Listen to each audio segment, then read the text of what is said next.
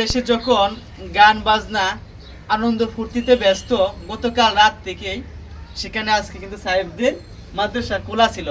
সাহেব কিন্তু বলো। এই যে আমার মাদ্রাসা আসলাম, আমি একটু বাসায় আসলাম। বাসায় আসার কারণ কি? এদিকে দাঁড়াও, হ্যাঁ এদিকে দাঁড়াও, দেখা দাঁড়াও কবে হ্যাঁ বলো। আমি একটু বাসায় আসলাম, বাসায় আসার পর এই সব লেখটা নিয়ে আসলাম মাদ্রাসা থেকে। আমার একটা এদিকে দাঁড়াও, এদিকে হ্যাঁ বলো। আমার একটা উজলাকে সব লেখ দিছে, এই সব লেখ দিলেই দেখবেন। এই দেখেন মাদ্রাসা কি করছো আজকে আব্বু? আজকে মাদ্রাসা কি করছে বলো। আনন্দ নাকি হুম।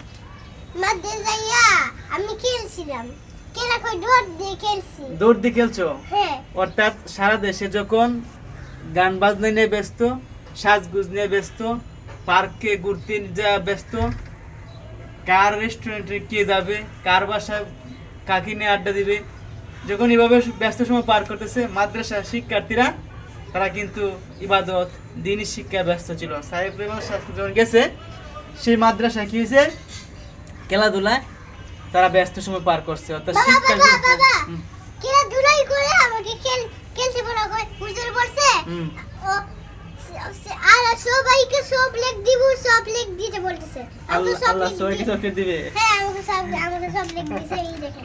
অর্থাৎ চকলেট দেয়া শিক্ষার্থীদের উৎসাহ দেওয়া হয়েছে হ্যাঁ। খেলাধুলার পাশাপাশি। তাই আপনার সন্তানদেরকে দিনী শিক্ষায় শিক্ষিত করুন। ধন্যবাদ।